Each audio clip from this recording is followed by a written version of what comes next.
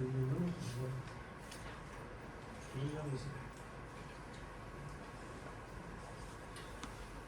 नहीं नहीं, रश्मि आज स्कूल नहीं जाएगी, कुछ नहीं सीखेगी वो वहां पे। पापा प्लीज तुम भेज कर तो देखो। पापा तुम्हारी माँ तो उसे योग सिखाना चाहती है। तो उसमें क्या बुराई है?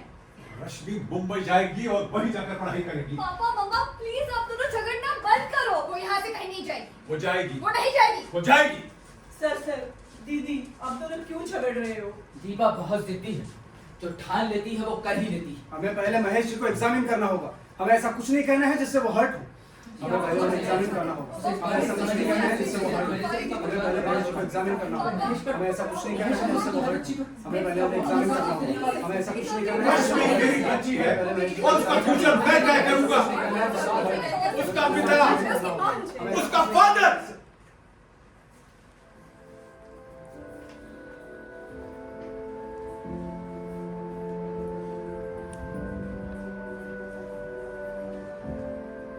नमस्कार दोस्तों, मैं गीत बिल्लोरे नट समाज की तरफ से आप सभी का इस शाम में स्वागत करता हूं। दोस्तों, आज शाम हम देखने जा रहे हैं एक नाटक जो एक आदमी और एक औरत के बीच के रिश्ते को दर्शाता है। इस नाटक को मूल रूप से लिखा है मिस्टर ऑगस्ट स्ट्रीनबर्ग ने और इसका हिंदी रूपांतरण एवं निर्देशन किया है श्री ललित परिमु जी।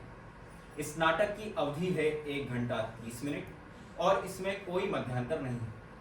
और एक बात दोस्तों, इस नाटक के दरमियान किसी भी प्रकार की वीडियोग्राफी या फोटोग्राफी अलाउ नहीं है। इससे हमारे एक्टर्स डिस्टर्ब होते हैं। नाटक शुरू करने से पहले आप सभी से विनती करना चाहता हूं कि कृपया अपने अपने मोबाइल फोन स्विच ऑफ या साइलेंट मोड पर करें। उम्मीद है आप सब ऐसा कर चुके होंगे। तो आइए देखते हैं नट समाज की प्रस्तुति श्री ललित परिमु द्वारा निर्देशित नाटक द फादर।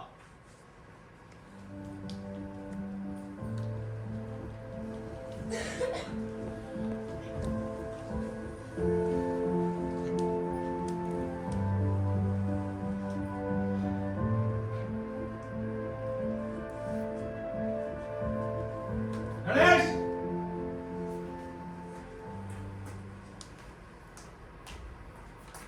गणेश,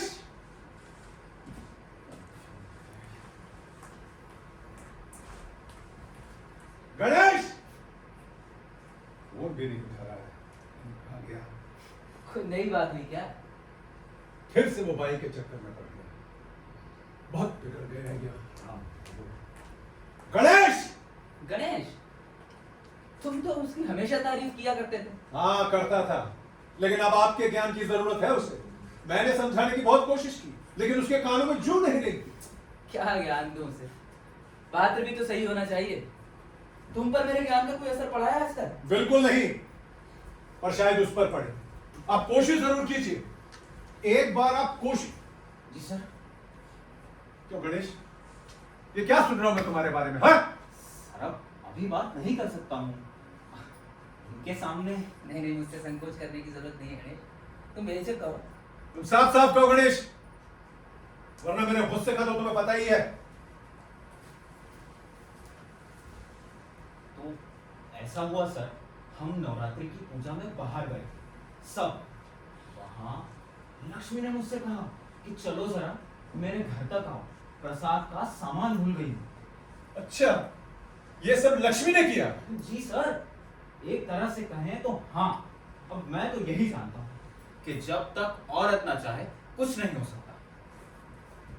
तुम सच सच कहो गणेश, बच्चे के बाप तुम हो या नहीं? मैं ये कैसे कह सकता हूं सर? क्यों, तुम्हें पता नहीं है क्या? ये एक ऐसी बात है जो ठीक से कोई नहीं कह सकता।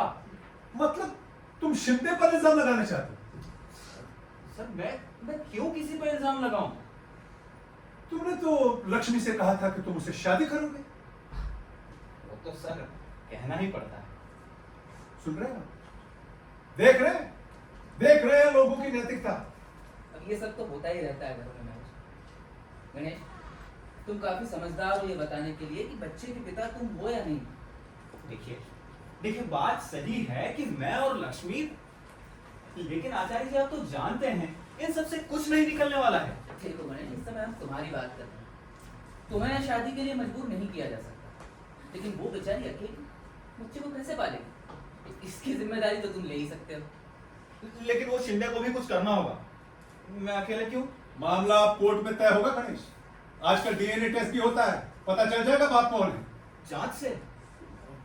वो कैसे पता लगाएंगे सर? ब्लड सैंपल से या बाल से, और दोनों का जीन पूल अगर एक हुआ ना तो समझ लो बाप का पता चल गया। और इसका खर्चा कितना होगा? 10-12 हजार रुपए। 10-12 हजार? सर इतना खर्चा करके कोई क्यों मुसीबत लेगा? और वैसे भी मुझे ये जांच वांच में यकीन नहीं है। तुम जाओ। ऐसे लोगों के साथ बात करने का कोई फायदा नहीं। अरे तुम यहीं खड़े हो, जाओ। जी सर। एक मिनट गणेश। गणेश, तुम्हें ऐसा नहीं लगता कि एक औरत को बच्चे के साथ उसी के हाल पर छोड़ देना जुल्म? इस तरह से तुम धर्म का पालन नहीं कर रहे हो, साथ में पाप भी अर्जित कर रहे हो। हाँ, अगर मुझे ये पता होता कि असली बाप मैं हूं, लेकिन ये बात ठीक तौर से कोई नहीं कह सकता है। अब ये कोई मजाक नहीं है कि सारी जिंदगी दूसरे के बच्चे पर अपने पैसे खर्च करो। सर आप समझ रहे मैं क्या कह रहा हूं? तुम जाओ गणेश। जी सर। और खबरदार, जो लक्ष्मी के आसपास भी दिखाई दिए तो। Okay sir. Okay sir. अरे आपने तो कुछ कहा ही नहीं। मैंने बात तो की है। ज्ञान की बात जरा जोश से करनी पड़ती है ताकि उसकी आत्मा को झंझोरा जाता है। आप बहुत सॉफ्टली बात कर रहे थे, उसका क्या असर पड़ता है? अब सच कहूं तो मुझे साफ नहीं था कि गलती किसकी। लड़की के साथ तो बुरा हुआ ही है, पर यदि गणेश बच्चे का पिता नहीं हुआ उस पर भी तो जुल्म होगा। लक्ष्मी तो बच्चे को अनाथालय में छोड़ सकती है और अपना जीवन आगे नए तरीके से जी सकती है, लेकिन कोर्ट में अगर गणेश को गिल्टी बताया उस पर दाग लगेगा और नौकरी में भी असुविधा होगी। आप गणेश को जितना सीधा समझ रहे हैं ना, उतना वो है नहीं। हो सकता है। खैर जाने दो।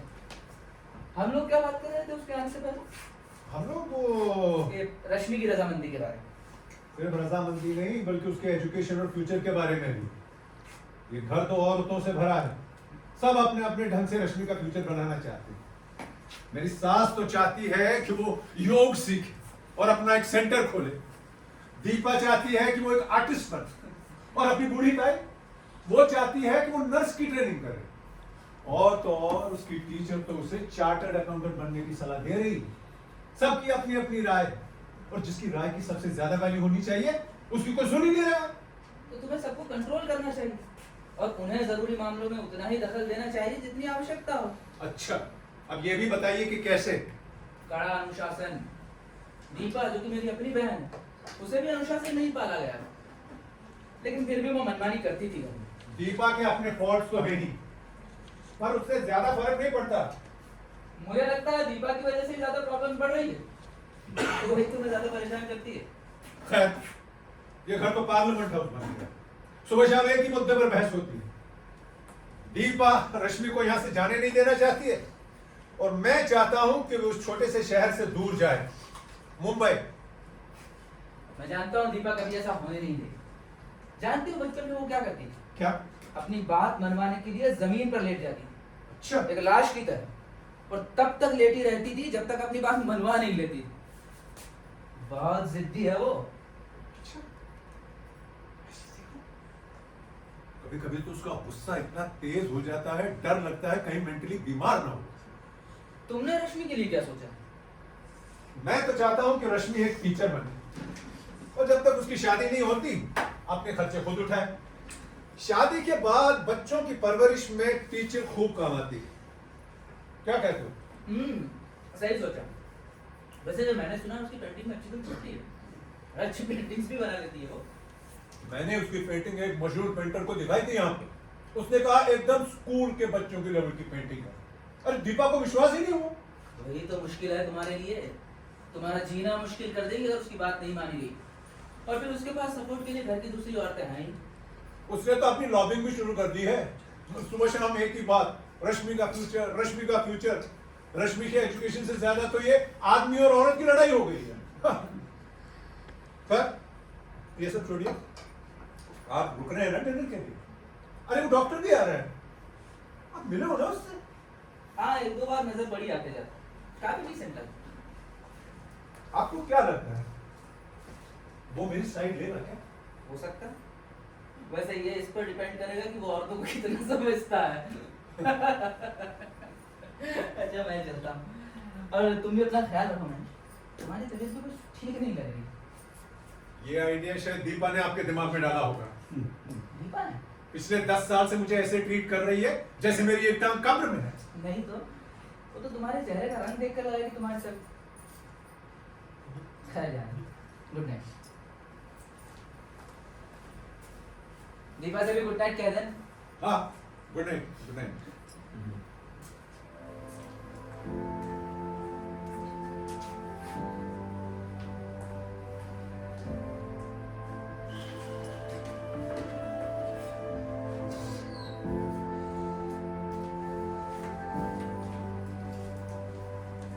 अगर तुम फ्री हो तो हाँ, एक मिनट।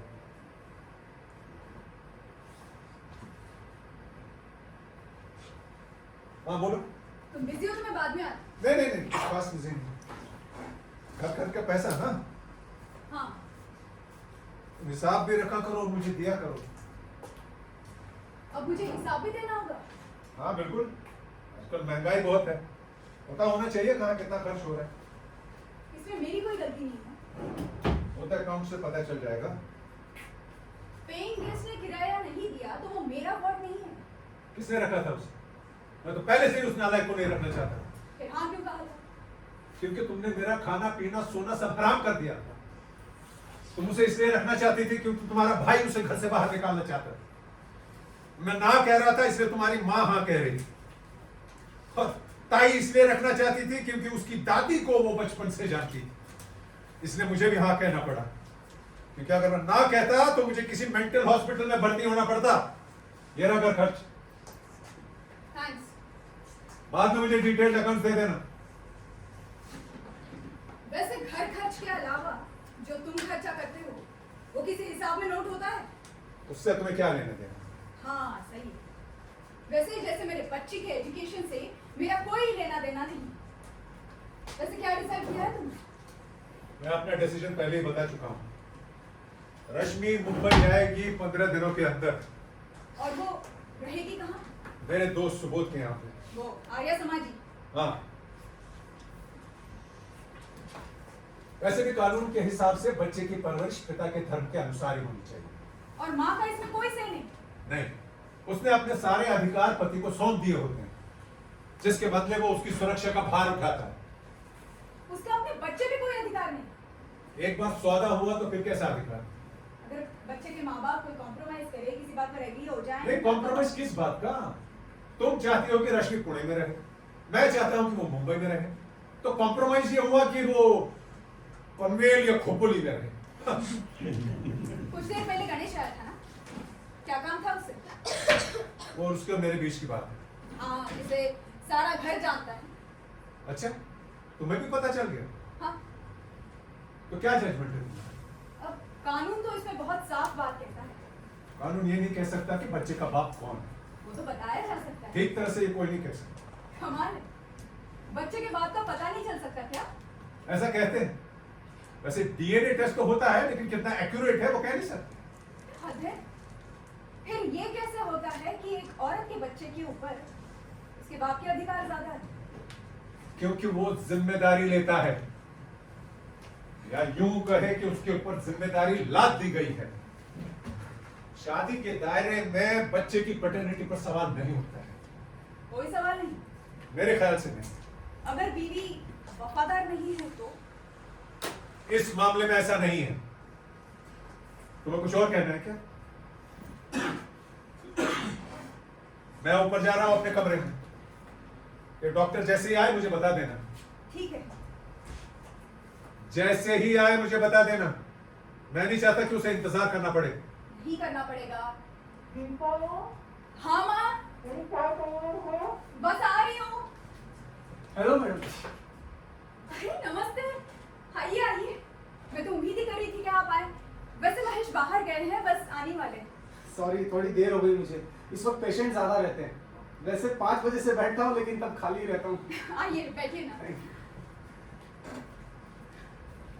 अब आजकल तो जैसे बीमारियों का सीजन आया हुआ है और आपके यहाँ इस छोटी जगह पर आने से हम लोगों को राहत की सांस मिली है। महेश अक्सर आपकी तारीफ करते हैं और एक दो बार तो मैंने भी क्लिनिक में देखा है कि आप पेशेंट्स को बहुत अच्छे से ट्रीट करते हैं। Thank you madam, thank you. वैसे आपकी फैमिली तो काफी सेहतमंद है, कोई खास बीमारी नहीं है किसी। अब तो माँ जी भी बेटर हो गई। हाँ, सब ऊपर वाले की कृपा है, लेकिन फिर भी कुछ ना कुछ तो रहता ही है। घर की कुछ ऐसी बातें होती हैं जिन्हें दुनिया से छुपाना पड़ता है। लेकिन डॉक्टर से नहीं। यही वजह है कि मैं आपसे सच कहना चाहती हूँ शुरू से। बेहतर होगा हम महेश जी के आने तक रुक जाते हैं। नहीं, मैं चाहती हूँ कि उनके आने से पहले आप मेरी बात सुनें। तो क्या ये उन्हीं के बारे में है? हाँ, बेचारे महेश के बारे में। प्लीज बताइए, मेरी पूरी हमदर्दी आपके साथ है।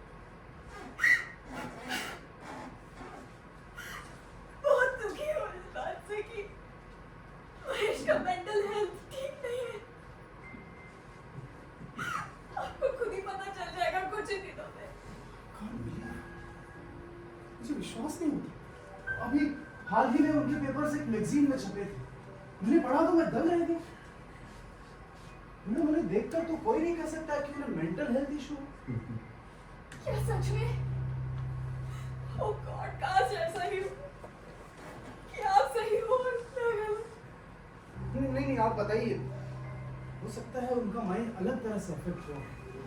उसी का तो खतरा है हम घर वालों को। वो कई बार अजीबोगरीब हरकतें करते हैं।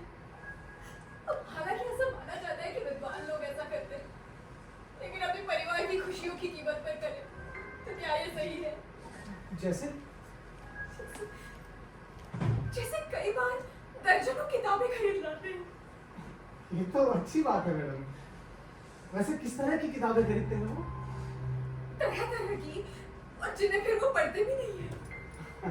स्कॉलर्स के साथ अक्सर ऐसा होता है मैडम। आप खामखा आपको मेरी बातों पर विश्वास नहीं है? नहीं, ऐसी बात नहीं है मैडम, लेकिन आप जो कह रही हैं उस पर आपको तो विश्वास है ना?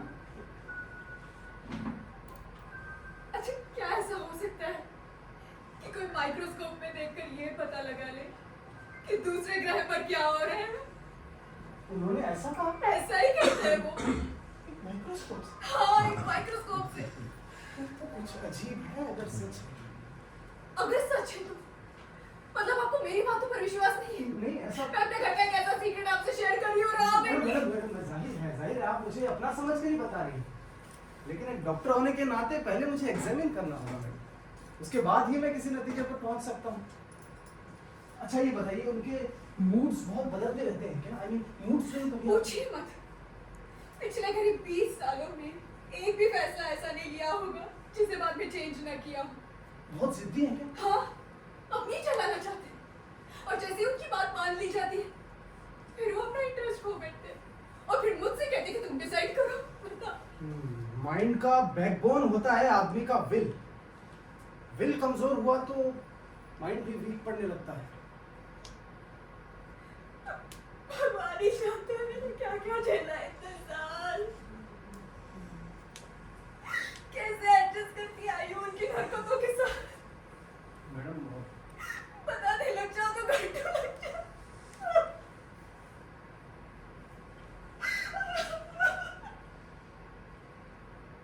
मैडम आप चिंता मत कीजिए, मुझसे जो बन पड़ेगा मैं करूँगी, लेकिन आपको भी एक बात का ख्याल रखना होगा, उनके सामने ऐसा कोई भी टॉपिक डिस्कस मत कीजिए जिससे उनके दिमाग पर असर। इससे क्या होगा, वो और ज्यादा ऑब्सेसिव या मैनिएक हो सकते हैं।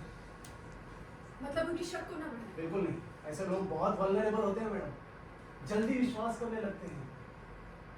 आप समझ रही मेरी बात? हाँ हाँ, मैं समझ सकती हूँ, मैं समझ सकती हूँ। एक्सक्यूज मी, शायद मेरी माँ को कुछ चाहिए। हाँ लीजिए, वो भी आ गए। अरे डॉक्टर तुम आ गए? महेश जी प्रणाम। मुझे किसी ने बताया नहीं। आप जैसे विद्वान लोगों से मिलकर हमेशा खुशी होती है महेश जी। अरे कहाँ फुर्सत मिलती है नौकरी से, फिर भी अपनी तरफ से पूरी कोशिश जारी है, नई नई डिस्कवरी होती रहती है। सो तो है। तुम्हें पता है जो मट्योर स्टोन धरती पर गिरते हैं उनकी स्टडी कर रहा हूँ। कार्बन के अलावा बहुत कुछ है जिसे लाइफ का सोर्स कहा जा सकता है। और आप ये सब माइक्रोस्कोप से देख पाते हैं? अरे नहीं भाई, स्पेक्ट्रोस्कोप से। और हाँ, स्पेक्ट्रोस्कोप से। अच्छा, क्या बहुत जल्द आप ये भी पता लगा लेंगे कि जुपिटर पर इस वक्त क्या हो रहा है? क्या हो रहा है वो नहीं, क्या हुआ था। 3 महीने पहले कुछ किताबें मंगवाई थी जर्मनी से, अभी तक आई नहीं। ऐसा लगता है दुनिया भर के सारे पब्लिशर मेरे खिलाफ हो गए हैं। मैं अपने रिसर्च पेपर्स पब्लिश कराना चाह रहा था और देखना चाह रहा था कि दुनिया भर के स्कॉलर्स कर क्या रहे हैं। और ये जो डिले होता है ना, इससे मेरा दिमाग खराब हो जाता है। महेश जी, ये सब होता रहता है, आपको इतना परेशान नहीं होना चाहिए। हाँ, बात तो सही कह रहे हो तुम, लेकिन मेरी भी तो कुछ डेडलाइंस हैं, उसका क्या करूं। खैर, ये सब छोड़ो, तुम मुझे ये बताओ कि तुमने क्या डिसाइड किया है। तुम यहाँ रहना पसंद करोगे या अपने डॉक्टर्स फ्लैट में? जैसा आप तय करें। नहीं नहीं, जैसा तुम तय करो। आप ही डिसाइड कीजिए। नहीं, मैं डिसाइड नहीं करूंगा, तुम बताओ तुम क्या प्रेफर करोगे। मेरे लिए तो दोनों ही ठीक है। मैं कुछ डिसाइड नहीं कर पा रहा हूँ। अरे कैसे आदमी हो तुम, तुम्हारे लिए क्या सही है क्या नहीं है इसका फैसला नहीं कर सकते। अगर मुझे डिसाइड करना है तो मैं यही रहना पसंद करूँगा। इस बहाने आपके आसपास रहूंगा कम से कम।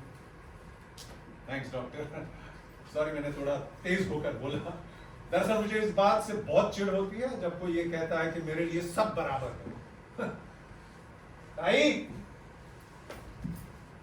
ताई। जी सर। हाँ ताई, मैंने कहा था ना वो डॉक्टर साहब आएंगे ऊपर वाले कमरे में रहने के लिए, कमरा तैयार करवाया तुमने? हाँ सर, वो तो मैंने उसी दिन कर दिया था। गुड। तो डॉक्टर मैं तुम्हें ज्यादा इंतजार नहीं करवाऊंगा, तुम थक भी गए होंगे। तुम चाहो तो ऊपर वाले कमरे में आराम कर सकते हो। जी। सुबह ब्रेकफास्ट में मिलते हैं। Good night Mahesh ji. Good night.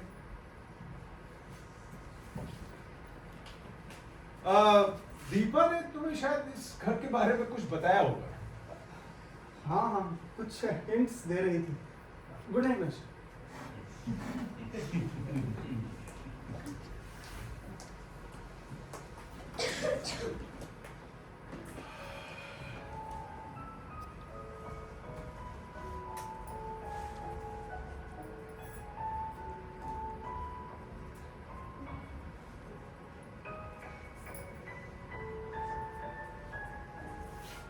हाँ बोलो ताई, कुछ कहना है? हाँ, लेकिन तुम मुझे सिर्फ सुनोगे अभी। ठीक है, बिना गुस्सा किए सिर्फ तुमको सुन सकता हूँ। तुमको नहीं लगता कि रश्मि को लेकर जो घर में झगड़ा चल रहा है वो अब बंद होना चाहिए? जरा एक माँ के दिल के बारे में तो सोचो। जरा एक बाप के दिल के बारे में भी सोचो। उसके पास तो हजारों चीजें हैं सोचने के लिए, मगर माँ के पास अपने बच्चे से ज्यादा कुछ नहीं। तुम कहना चाहती हो मैं गलत हूँ? नहीं रे बाड़ा, मैं तुम दोनों की मदद करना चाहती हूँ। अच्छी बात है, लेकिन तुम ये नहीं समझ रही हो कि मैं क्या चाहता हूँ। रश्मि मेरी बच्ची है और मैं उसे अपने जीन्स, इंटेलेक्ट, टैलेंट ये सब देना चाहता हूँ।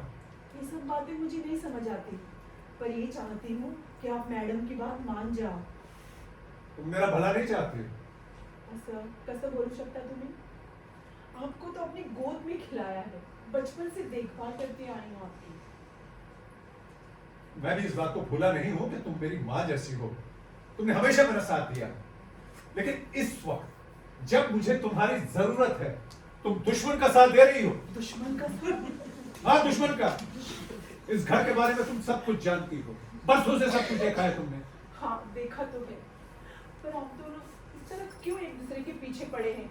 आप दोनों सबके साथ इतने अच्छे हैं, फिर क्यों ऐसे? दीदी तो इतना झगड़ा किसी के साथ नहीं करती। सिर्फ मेरे साथ करती है। एक बात बताओ,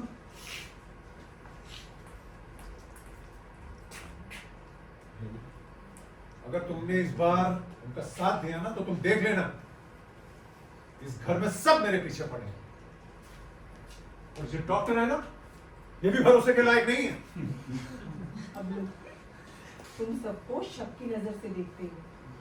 थोड़ा भरोसा रखो और सबसे ज्यादा भगवान पर भरोसा करो।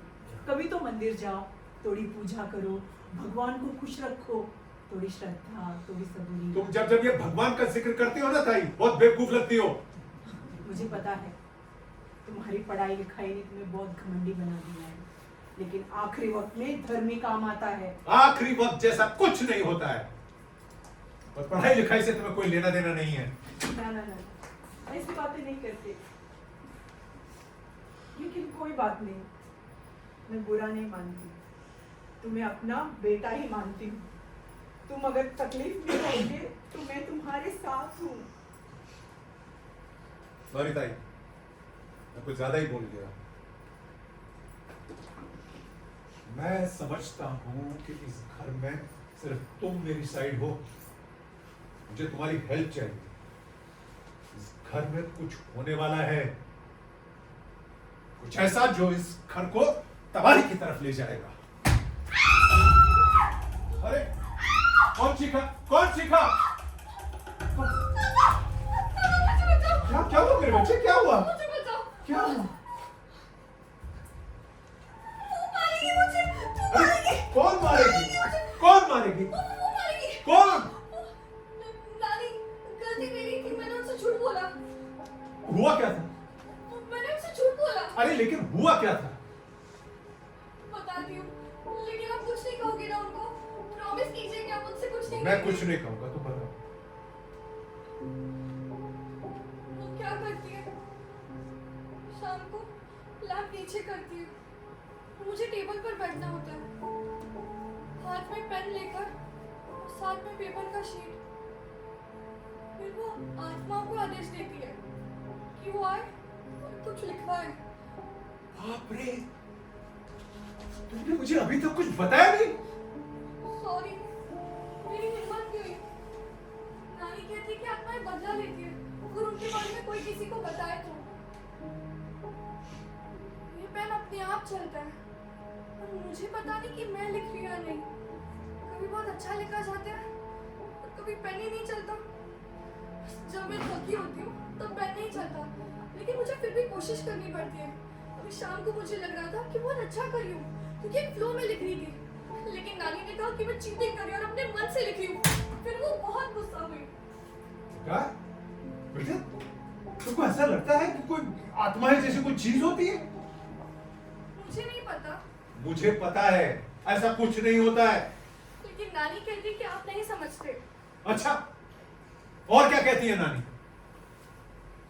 नानी कहती है कि आपको जादू नहीं आता। मैंने तो कभी कहा नहीं कि मुझे जादू आता है। नानी कहती है कि कुछ है जो वो देख सकती है और आप नहीं। तब मैं कहूंगा कि वो झूठ बोलती है। नानी झूठ नहीं बोलती। अच्छा, क्यों? तो फिर माँ भी झूठ बोलती है।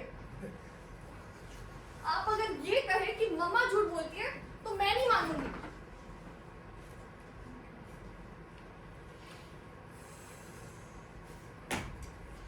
अच्छा, तुम ये तो मानोगी कि तुम्हारे अपने भविष्य के लिए तुम्हारा यहाँ से बाहर जाना ही ठीक होगा, ये तो मानोगी तुम? अच्छा, ये बताओ कि तुम मुंबई जाकर पढ़ाई करने चाहोगी? ओ यस, जरूर जाना चाहूंगी, कहीं भी। यहाँ पर तो लाइफ बहुत डल और बोरिंग है, लेकिन आपसे मिलने बीच बीच में आती रहूंगी, या फिर आप आया करना। ये रही मेरी बच्ची। पापा, हाँ आप मम्मा से प्यार से बात किया करो, वो बहुत रोती है। हाँ हाँ हाँ। तो तुम मुंबई जाओगी और वहां जाकर पढ़ाई करोगी, है ना? ओ यस, प्लीज। अच्छा, अगर मामा नहीं जाने दें तो? वो जाने देंगी। नहीं, मान लो नहीं जाने दिया तो? क्या होगा पता नहीं, मगर वो क्यों रोकेंगी? वो जरूर जाने देंगी। तुम पूछोगे उनसे? नहीं, आप पूछो, लेकिन प्यार से। उनका तो मुझ पर ध्यान ही नहीं है। अच्छा, मान लो कि तुम चाहती हो, मैं चाहता हूँ, लेकिन मम्मा नहीं चाहती, तो क्या करें? रश्मि, फिर तो सब कुछ गड़बड़ हो जाएगा। अच्छा, आप दोनों क्यों नहीं आपस में मिलकर फिर ये डिसाइड कर? अरे रश्मि, तुम यहाँ हो?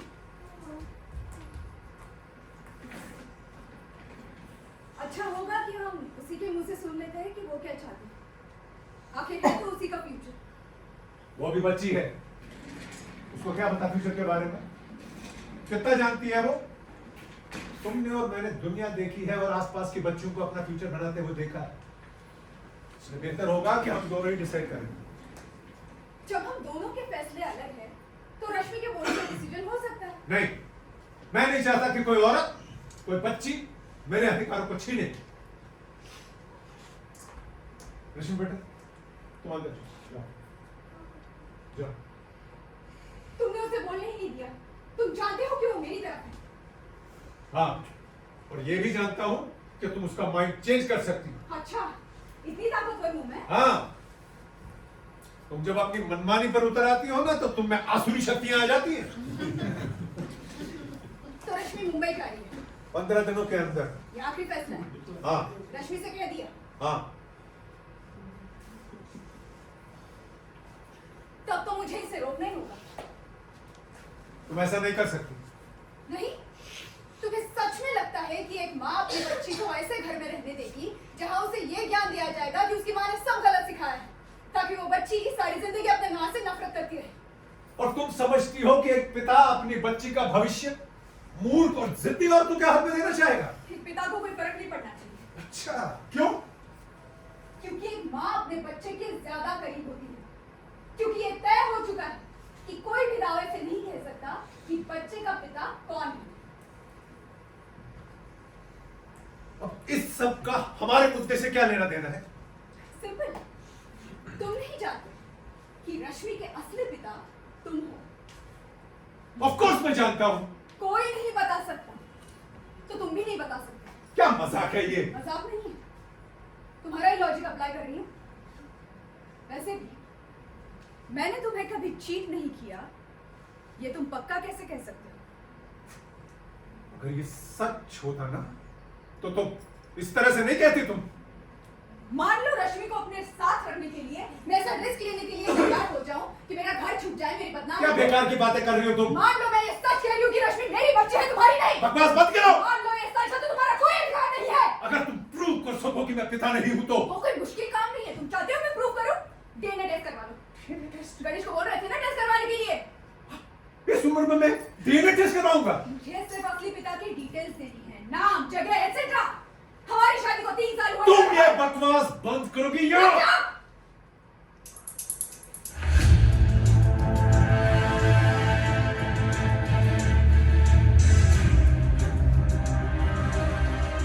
ठीक है, नहीं करती इस पर बात, लेकिन तुम भी अच्छे से सोच लो। सब कुछ मत करो जिससे तुम्हारा मजाक उड़े। इस घर की बदकिस्मती है। उससे तो तुम और भी बेचारे नजर आते हो। और तुम? हम औरतों को समझदारी से मैनेज करना आता है। इसीलिए तुमसे लड़ नहीं सकते। अपनी सुपीरियर से लड़ना ही क्यों है? सुपीरियर? हाँ, थोड़ा और लगता है कहने में, लेकिन मुझे हमेशा लगा है कि मैं आदमी से सुपीरियर हूँ। एक दिन तुम्हें अपनी टक्कर का कोई जरूर मिलेगा। इंतजार रहेगा मुझे उसका। खाना लगा दिया है, सर और दीदी आ जाओ। हाँ नहीं, चलो। तुम्हारे? नहीं, मन नहीं। क्यों? कुछ हुआ क्या? तुम्हारी तबीयत तो ठीक है? भूख नहीं है। हाँ, तो सब लोग कुछ अलग ही सोचेंगे।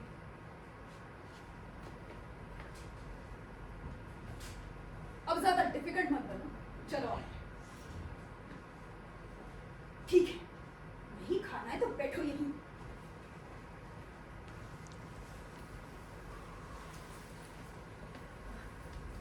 क्या हुआ सर? खाना खाने चल रहे हैं ना? पता नहीं। ताई मुझे एक बात बता, तुम औरतें एक बड़े आदमी को बच्चे की तरह कैसे ट्रीट कर लेती हो? शायद तुम सब औरत से ही तो पैदा हुए हो। कितना ही कोई बड़ा हो या छोटा हो, हर कोई तो औरत के लिए बच्चा ही होता है। क्या आदमी से कोई औरत पैदा नहीं होती? रश्मि ने मुझसे जन्म लिया है, मुझसे। बताओ ताई, मैं सही कह रहा हूं ना? बताओ। कैसे बच्चों जैसी बातें कर रहे हो? देवा रे देवा, रश्मि के पापा तुम ही हो। चलो चलो अब खाना खा लो, इसे परेशान नहीं होना चाहिए। चलो चलो उठो अभी। Shut up, woman! Go to hell! तुम सब टायर हो टायर? गणेश! गणेश! जी सर। गाड़ी में पेट्रोल है ना? हाँ सर। चलो गाड़ी निकालो। Okay sir. खाना तो खा लेते Shut up! At once.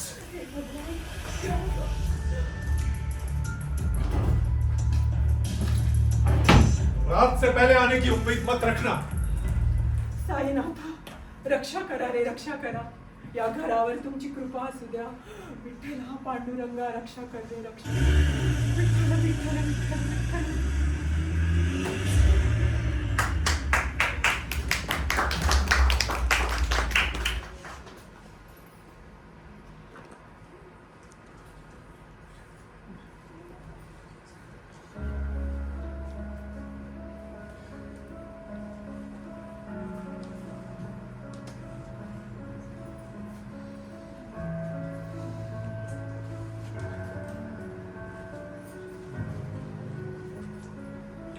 नहीं नहीं नहीं नहीं नहीं, मैं आपकी बातों से पूरी तरह से सहमत नहीं हूं मैडम।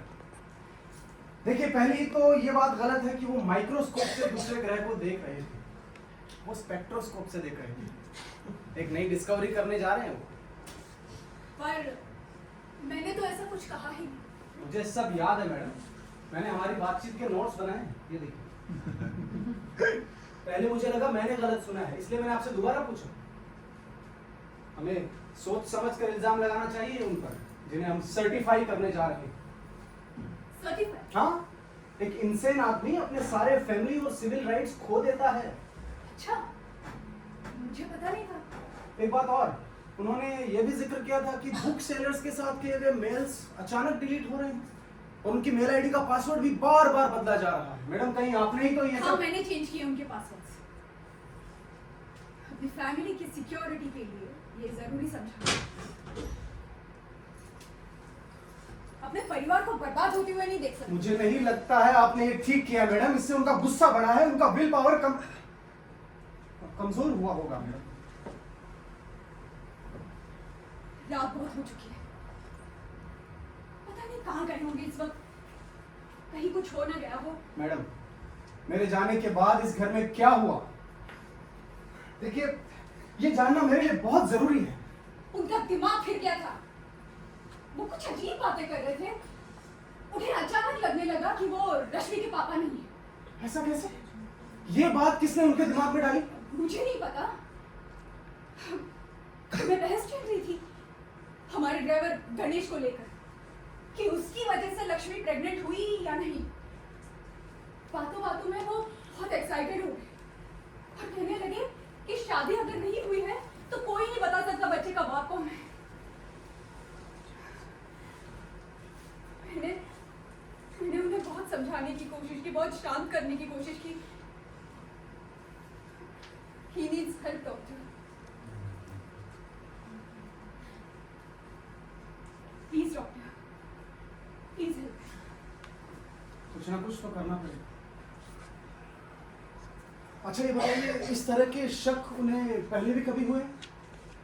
हाँ, करीब 6 साल पहले ऐसा ही कुछ हुआ था और उस वक्त उन्होंने डॉक्टर को लेटर के जरिए बताया था कि उनका माइंड स्टेबल नहीं है। ओके ओके, इस तरह के मामले डीप रूटेड होते ही हैं। वेल, मैं अब ज्यादा कुछ प्रॉब नहीं करना चाहूंगा, जो है सो है।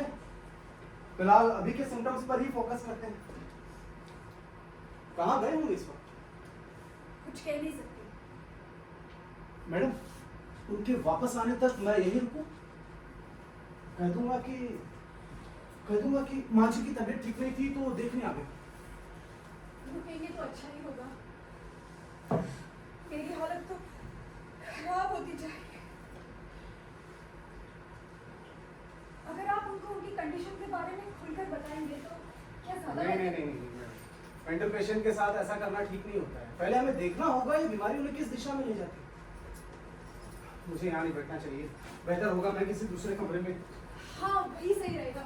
मैं ताई को बोल देती हूँ कि वो यहाँ उनका वेट करे। एक वही है जिनकी थोड़ी बहुत सुनते हैं वो। ताई, ताई। हाँ कुछ चाहिए था? नहीं कुछ नहीं। वो मैं सोच रही थी कि तुम महेश के आने तक यहाँ उनका वेट करोगी। मैं जब वो आए तो कहना कि माँ की तबीयत ठीक नहीं है, इसलिए डॉक्टर आए हैं। ठीक है। इस तरफ आइए। केशवा माधवा तुझा नामात रे गोडवा, तुझा नामात रे गोडवा, केशवा माधवा तुझा नामात रे गोडवा।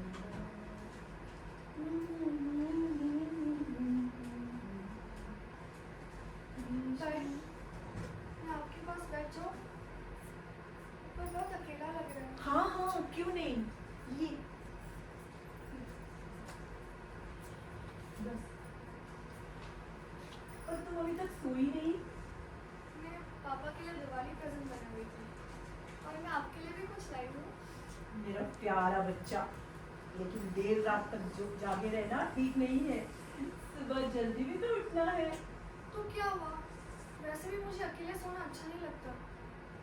अजीब अजीब आवाजें सुनाई देती है। देखा, मैंने पहले ही कहा था ये घर तो श्रापित है। अच्छा क्या सुनाई दिया तुम्हें? किसी गाने की आवाज थी। इतनी रात को? हाँ, और वो बहुत ही दर्द से भरा हुआ गीत था।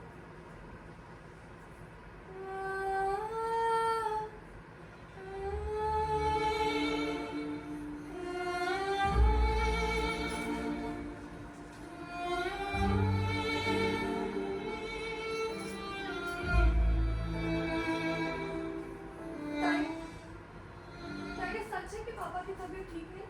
हाँ बाड़ा, तो फिर हम ठीक से दिवाली नहीं मना सकते? नहीं रे बाड़ा, ऐसे भी बीमार नहीं है कि उन्हें बिस्तर पर ही रहना पड़े।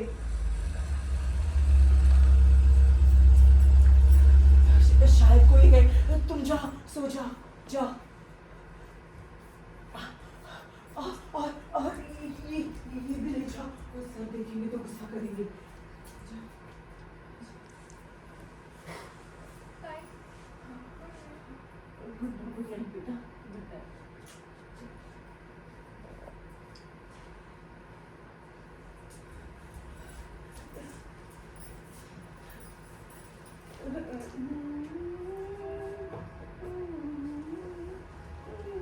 जाग रहे हो अभी तक? ना सो जाओ। मैं आपके आने का इंतजार कर रही थी। सर, हाँ, बोलो। माँ जी की तबीयत ठीक नहीं है और डॉक्टर आए हुए हैं। सीरियस है क्या? शायद नहीं, वो सर्दी बुखार। ताई, तुम्हारे बच्चे का बाप कौन था? कितने बार बोल चुकी हो लास, पक्का? कैसे बच्चों जैसी बातें कर रहे हो? मेरी जिंदगी में एक ही मर्द आया। क्या यही बात वो कह सकता है? उसे कैसे पता कि तुम्हारी जिंदगी में सिर्फ वही एक आदमी आया था? ये है असली मसला।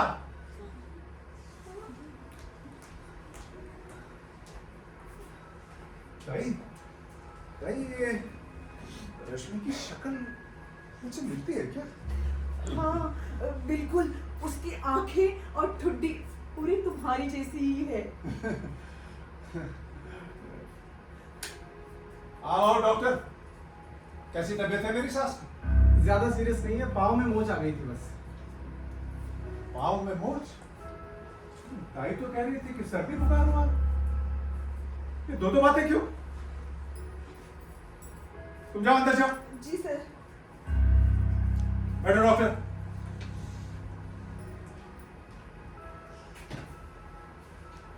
डॉक्टर, ये बच्ची के चेहरे का उसके पिता के चेहरे से मिलने का कोई मतलब है? मतलब चेहरा मतलब तो है, अगर ये डीएनए टेस्ट एक्यूरेट होता है क्या? एकदम एक्यूरेट होता है क्या? 90% एक्यूरेसी रहती है Mahesh ji. Blood samples match हो जाए और जीन पूल एक हो तो कोई कंफ्यूजन नहीं रहता। तुम्हारी दीदी की तो डेथ हुई है ना, और तुम्हारे तो बच्चे भी हैं। हाँ, तुम्हें कुछ एब्सर्ड नहीं लगता? हाँ, मुझे बहुत अजीब लगता है जब कोई ये कहता है कि मेरी बच्ची, मेरी बेटी, मेरी बच्ची में, उसे कहना चाहिए बीवी के बच्चे। डॉक्टर मुझे एक बात बताओ, तुमको ऐसा नहीं लगता तुम एक नकली पोस्ट लिए बैठे हो? हाँ? तुम्हें अपनी बीवी पर कभी शक नहीं हुआ बच्चों को लेकर? नहीं, शक की कोई गुंजाइश ही नहीं। महेश जी, किसी वाइज आदमी ने कहा है कि आदमी को बच्चों के मामले में तो भरोसा करना चाहिए। भरोसा औरत पर? जी, बहुत खतरनाक है, ये बहुत खतरनाक है।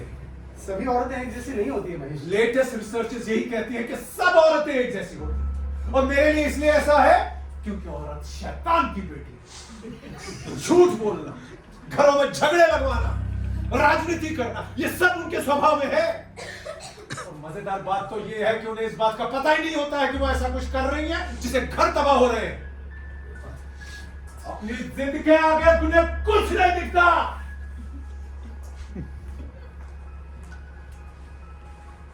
आप अपना ख्याल रखिए महेश जी। इस तरह से अपना बैलेंस मत खोइए प्लीज। बैलेंस? डॉक्टर को ये बैलेंस शब्द का इस्तेमाल नहीं करना चाहिए। तुम्हें पता है ना कि 100 डिग्री के प्रेशर पर सब बॉयलर बर्स्ट हो जाते हैं, और हर बॉयलर का ये 100 डिग्री अलग होता है, एक जैसा नहीं।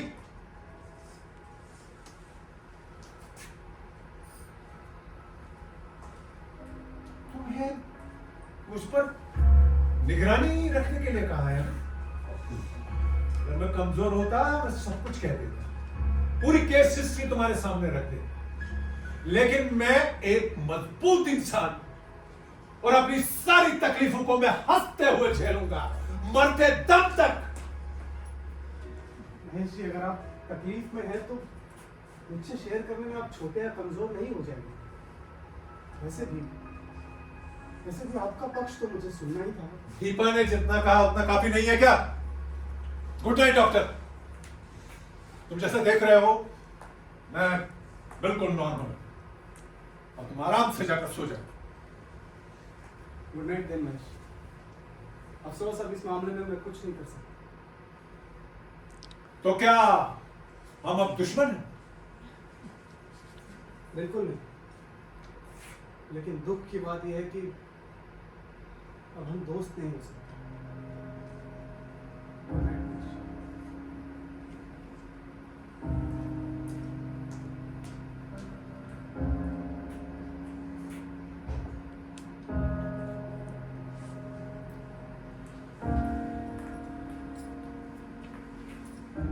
आओ आओ, मुझे पता है तुम खड़ी खड़ी हमारी बातें सुन रही थी। रात काफी हो गई है, लेकिन हमें अपनी बात कह देनी चाहिए। बैठो।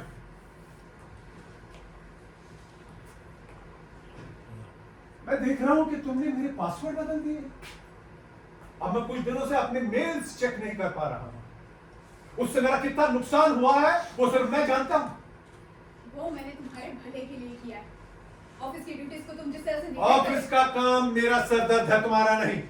और जितना करना चाहिए मैं उतना कर रहा हूं, लेकिन जिस तरह से तुमने मेरे कामों में अड़ंगा डाला है, उससे जो रिजल्ट्स आने थे और मुझे जो सम्मान मिल रहा था वो ना मिले, इसलिए उससे में आकर मैंने तुम्हारे भी पासवर्ड बदल दिए। वाह, क्या बात है? तुम मेरे दोस्तों को कह रही हो कि मैं इंसेन हूं, और जब भी वो मुझसे मिलते हैं मेरी मेंटल हेल्थ के बारे में पूछते हैं, जबकि सच्चाई ये है कि मैं बिल्कुल ठीक ठाक हूं और अपने घर की और ऑफिस की जिम्मेदारियां बराबर निभा रहा हूं। मेरे इमोशंस मेरे कंट्रोल में हैं, और मैं जब तक चाहूंगा वो मेरे कंट्रोल में ही रहेंगे। हाँ, बोलते रहो।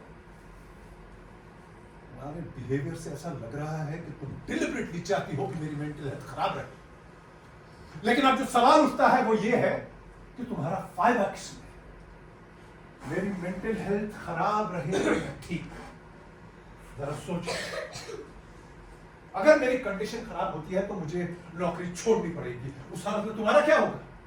अगर मैं मर जाता हूं तो मेरा इंश्योरेंस और बाकी सब चीजें तुम्हें मिल जाएंगी, लेकिन अगर मैं सुसाइड करता हूं तो तुम्हें कुछ नहीं मिलेगा।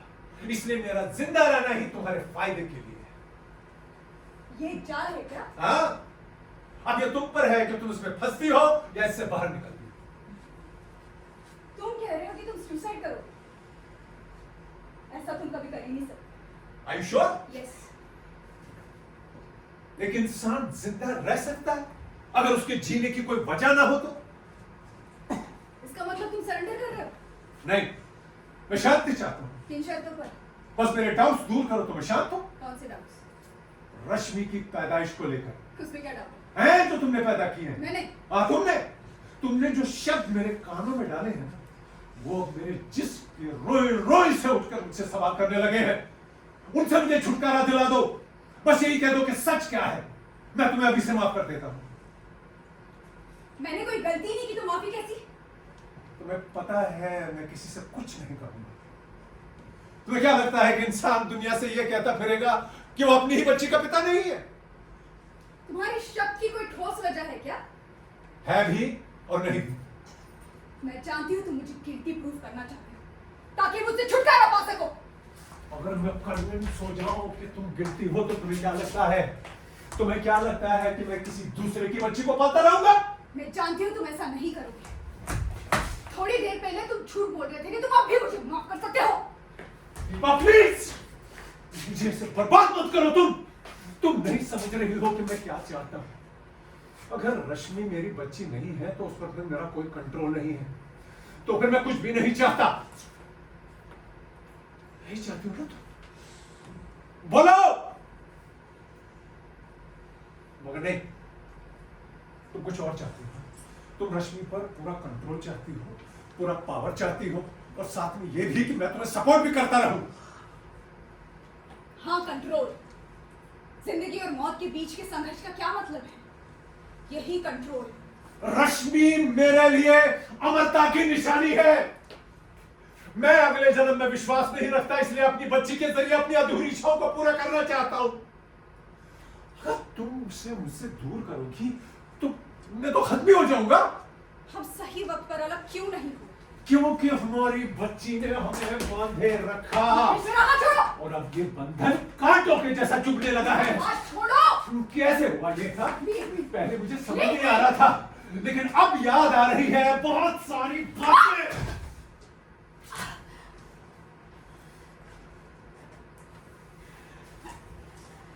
हमारी शादी को 2 साल हुए थे। मैं बीमार था, हार्ट टाइफाइड। एक दिन जब मेरा बुखार कुछ कम हुआ ना, तो मैंने ड्राइंग रूम से कुछ आवाजें सुनी। मैंने देखा तुम मेरे लॉयर के साथ बातें कर रही थी हमारी प्रॉपर्टी के बारे में।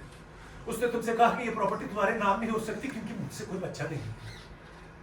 उसने तुमसे ये भी पूछा कि क्या तुम प्रेग्नेंट हो। मैं तुम्हारा जवाब नहीं सुन पाया, लेकिन बीमारी से ठीक होने के बाद हमारा एक बच्चा हुआ। कौन है उसका बाप? कौन है उसका बाप? नहीं, मैं नहीं हूं।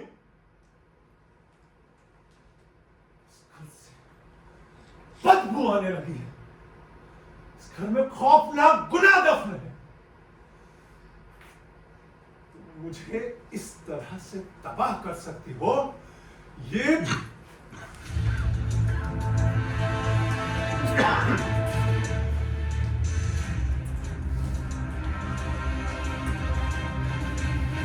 मैं खटता रहा इस घर के लिए, तुम्हारे लिए, रश्मि के लिए। रात रात भर मेहनत करता रहा भविष्य की फिक्र में, ताकि तुम दोनों का जीवन खुशहाल रहे। और जब बुढ़ापा आए तो तुम अपनी बच्ची के जरिए फिर से जी लो। बिना किसी शिकायत के मैं ये सब करता रहा, क्योंकि मैं ये सोचता समझता रहा कि रश्मि मेरी बच्ची है और मैं ही इसका पिता हूं। मैं ही इसका पिता हूं। सच में पागल हो गया। मैंने कितनी बार कितने सैक्रिफाइसेस किए हैं इस घर के लिए। पिछले 17 साल से जी रहा हूं इस परिवार के लिए। क्या दे सकती हो तुम मुझे इसके बदले? क्या दे सकती हो? भगवान का सब मैं कहती हूँ, रश्मि के पापा तुम ही हो। कोई फायदा नहीं। जब कुछ दिनों पहले तुमने ये कहा था कि एक माँ अपने बच्चे के लिए कोई भी गुनाह कर सकती।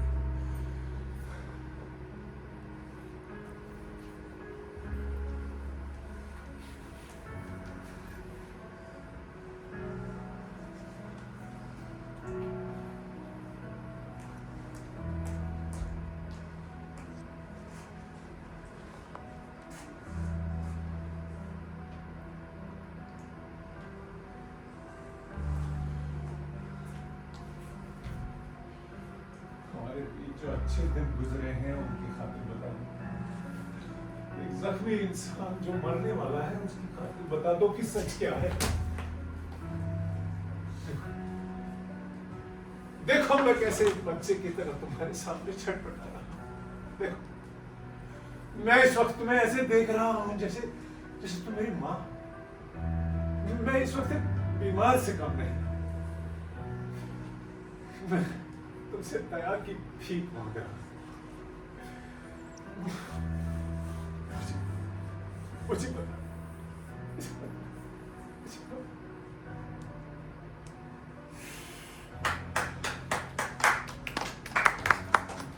ये क्या देख रही हूँ?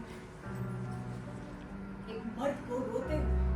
हाँ हाँ मैं एक मर्द होते हुए रो रहा हूं। तो क्या मर्द की आगे नहीं होती है? मर्द की भावनाओं को ठेस नहीं पहुंचती है? क्यों मैं मर्द शिकायत नहीं कर सकता? क्योंकि ये कमजोरी है। और क्या है वो जो हमें कमजोर बनाती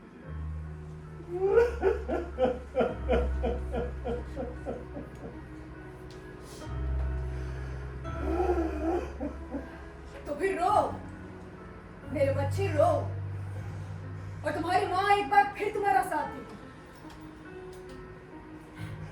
तुम्हें याद है जब मैं तुम्हारी जिंदगी में आई थी तो दूसरी माँ जैसी थी तुम्हारे ये लंबे चौड़े 6 फुट शरीर में कोई खास दम नहीं था।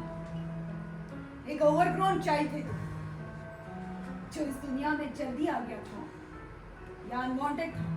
हाँ मेरे माँ बाप चाहते नहीं थे मुझे, लेकिन जब तुमसे मिला ना तो मुझे ऐसा लगा कि मैं पूरा हो रहा हूँ। मेरे अधूरेपन को भरने लगी थी। मैं तुम्हारी तरफ ऐसे देखता जैसे तुम मेरी सुपीरियर हो और मैं एक पिछड़ा हुआ बालक। लेकिन तुमने भी ये जरूर नोटिस किया होगा, जब तुम एक प्रेमी की तरह पेश आते मैं कितना अजीब महसूस करती थी। तुम्हारे फिजिकली नजदीक आने से जो सुख मिलता उसके फौरन बाद खुद से नफरत सी होती, जैसे अभी माँ थी कभी रखे। हाँ मैं नोटिस करता था, लेकिन मैं समझ नहीं पाता था कि क्यों। लेकिन जब मैं ये समझ गया कि तुम मेरी कमजोरी की वजह से मेरा तिरस्कार कर रही हो, तो मैं प्रेमी पर तुम्हें जीतने की कोशिश करता था। यही तुम्हारी गलती थी। जब तक मैं माँ थी तुम्हारी हितैषी थी, और औरत होती ही तुम्हारी दुश्मन।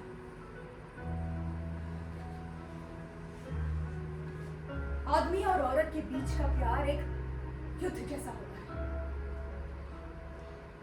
और हाँ, इस खामख्याली में मत रहना कि मैं खुद को तुम्हें सौंप देती थी।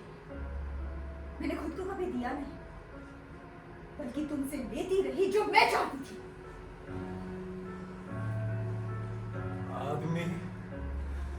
आदमी इज्जत के बगैर जी नहीं सकता। और औरत जी सकती है, क्योंकि उसके पास बच्चे होते हैं।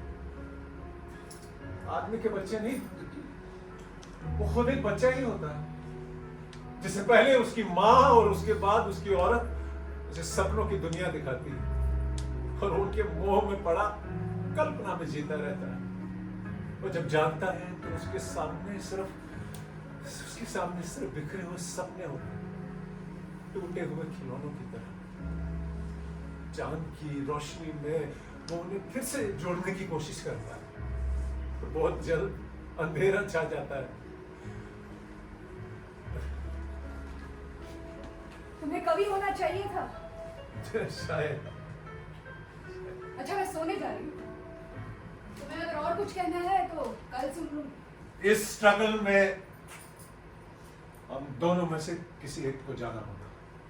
कौन जाएगा? वही जो कमजोर होगा। और जो स्ट्रांग है वो सही होगा। नेचुरली, क्योंकि उसके पास पावर है। तो फिर मैं सही। तुम्हारे पास पावर है इसका मतलब? हाँ बिल्कुल, और लीगल पावर भी। कल उसका इस्तेमाल करूंगी और तुमकी पालूंगी। बांधोगे? हाँ, और फिर अपने बच्ची को अपने तरीके से पालूंगी और तुम्हारी कोई इंटरफेरेंस नहीं सहूंगी। उसकी एजुकेशन का खर्चा कौन उठाएगा? तुम्हारी पेंशन से हो जाएगा। और मुझे बांधने का क्या इंतजाम किया? ये लेटर, जिसकी एक कॉपी मैं बोर्ड ऑफ गार्डियंस को दूंगी। कौन सा लेटर? ये लेटर जिसमें तुमने ये एडमिट किया है कि तुम इंसेन हो चुके हो। मिस्टर महेश कुमार, तुम्हारा रोल अब खत्म हो चुका है। एक पिता के पद से और एक ब्रेड विनर से तुम्हें फ्री किया जाता है। तुम्हारी अब और जरूरत नहीं है। अब तुम जा सकते हो, तुम्हें जाना ही चाहिए। तुम देख चुके हो कि मैं अब भी कितनी पावरफुल हूं और मेरा विल कितना स्ट्रांग है। हालांकि मुझे पता है कि तुम मानोगे नहीं।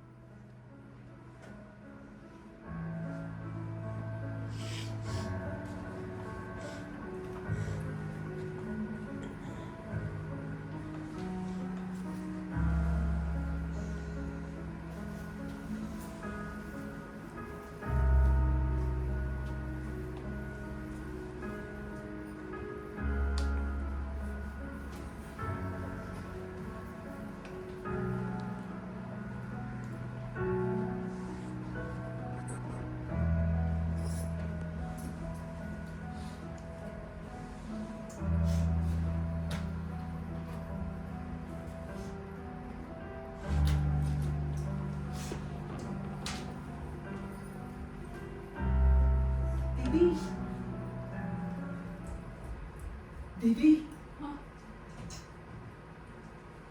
उन्होंने चाबी तुम्हें दी थी। मुझे ना रे, वो तो उनकी जीन्स की जेब से निकली जब मैं कपड़े वॉशिंग मशीन में डालने गई। चाबी मुझे। ठीक है, लेकिन ये तो गलत है, एक तरह से चोरी है।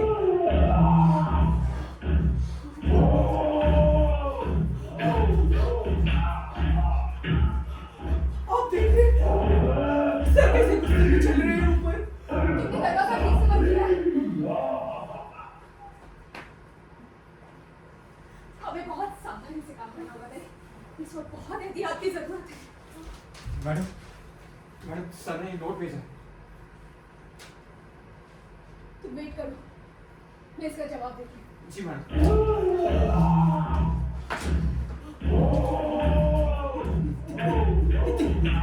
दीदी सुनो, ऊपर से कैसी आवाजें आ रही है।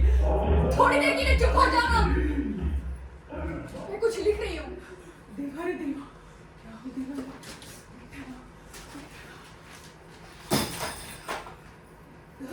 गणेश को। हाँ,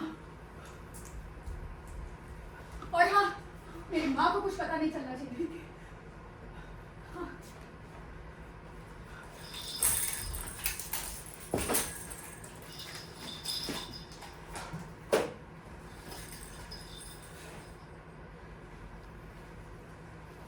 सारा दिन आज बाहर ही बीता। थोड़ी देर पहले ही मुझे खबर मिली कि हालात कुछ ज्यादा खराब है। हाँ, बता नहीं सकते कितनी बुरी हालत हुई है हम सबकी।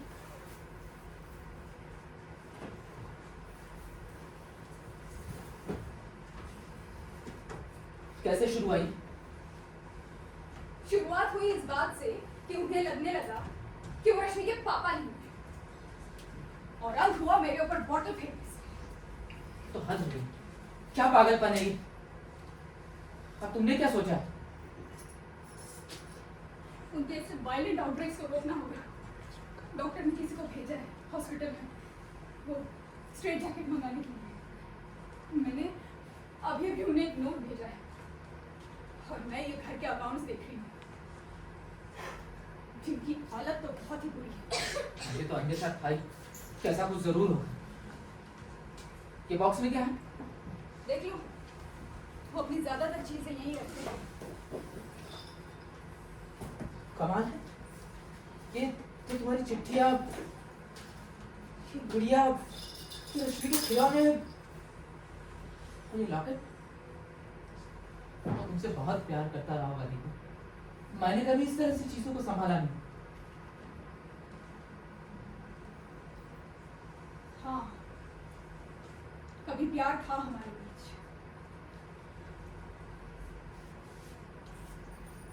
पर वक्त बहुत कुछ बदल देता है।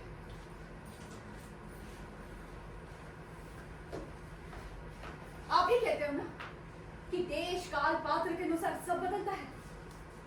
एक बात पूछूं, तुम्हारा कॉन्शियस तो क्लियर है ना? मेरा कॉन्शियस? आदमी का दिमाग खराब हो रहा हो तो इसमें मेरा क्या कसूर है? क्योंकि इस बात को तुम भी नकार नहीं सकती कि रश्मि की परवरिश तुम अपनी मर्जी से करना चाहती हो। मैं कुछ समझी नहीं।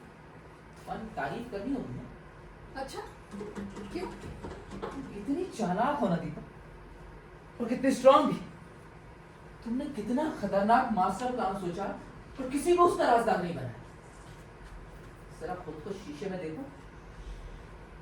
शीशा नहीं देखती। देखना भी मत। जरा अपना हाथ दिखाओ।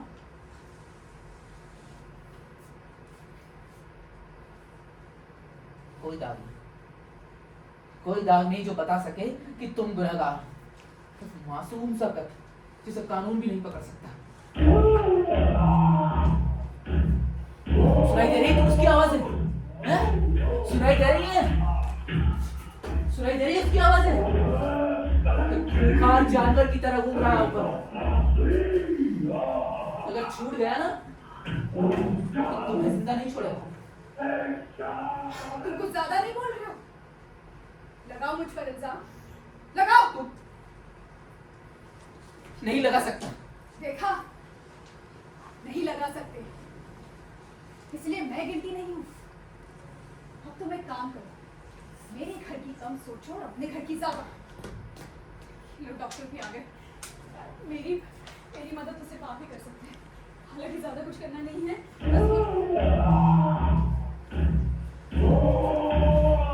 देख रहे हैं आप? सुनाई दे रहा है आपको? कैसे पागलों की तरह घूम रहे ऊपर? हाँ? अब तो आपको यकीन हुआ? यकीन ये हुआ है कि वो वायलेंट है, लेकिन ये वायलेंस, ये उनका गुस्सा है या पागलपन का अटैक? वजह कोई भी हो डॉक्टर, लेकिन अब तो मानेंगे कि वो फिक्स आइडियाज के शिकार थे। माफ कीजिए, लेकिन आपके आइडियाज भी कुछ कम फिक्स नहीं है। हाँ है मेरा आइडिया फिक्स, पूरा और पक्का यकीन है ईश्वर के विधान पर। थोड़ी देर के लिए ईश्वर के विधान को भूल जाते हैं। मैडम, आपको अभी डिसाइड करना पड़ेगा कि आप अपने हस्बैंड को कहाँ भेजना चाहती हैं, जेल या मेंटल हॉस्पिटल। महेश जी के बिहेवियर के बारे में आपका क्या कहना है? अब इस वक्त मैं क्या कहूँ? इसका मतलब आप खुद नहीं जानती हैं आपकी फैमिली के लिए क्या सही है। आपकी क्या राय है आचार्य जी? कहना मुश्किल है डॉक्टर, लेकिन स्कैंडल तो हर हाल में होगा। अगर उन्हें सिर्फ उनके बिहेवियर के लिए सजा मिलती है तो वो फिर वायलेंट हो सकते हैं। और अगर उन्हें जेल भेजा जाएगा तो वहां से भी वो वापस आ सकते हैं। हम सबकी भलाई इसी में है कि हम उन्हें इंसान की तरह ट्रीट करें। ताई कहाँ है? कहाँ है ताई? क्यों? मैं चाहता हूँ उन्हें वो ये स्ट्रेट जैकेट पहनाए। जब ऐसा करना मैं जरूर समझूंगा। आप ताई को बुलाएंगे प्लीज? हाँ। ताई, ताई।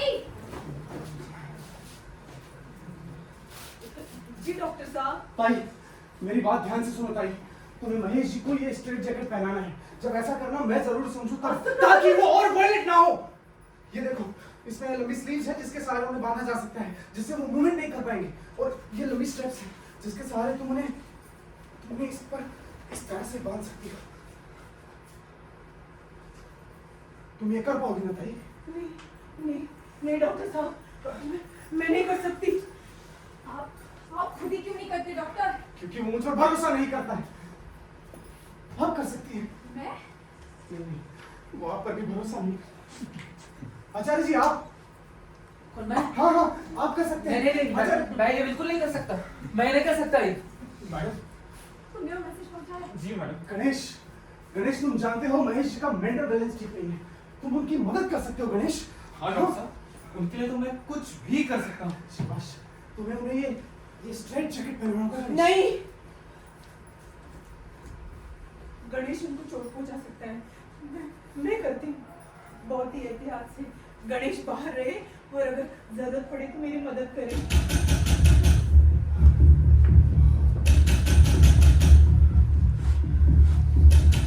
लगता है वो आ रहे हैं। ये दरवाजा ज्यादा देर नहीं टिकेगा। इसे चेयर पर छोड़ दो, इसे जाओ से ढक दो, इसे ढक दो। आप सब लोग बाहर जाओ, मैं और आचार्य जी उनके मिलेंगे। वो आ रहे हैं, आप सब जाओ। गणेश जाओ। आचार्य जी सब जगह ढूंढा मैंने, सब किताबें छान मारी मैंने, शूरवीर कर्ण नहीं जान पाया कि उसके पिता कौन थे। कुंती ने कहा कि वो सूर्य का पुत्र है, लेकिन पाला उसको एक सूत ने था। इसलिए कर्ण कभी नहीं जान पाया कि वो कौन था जिसने कुंती को गर्भवती बनाया। यकीन नहीं हो रहा तुमको? आओ, ये देखो,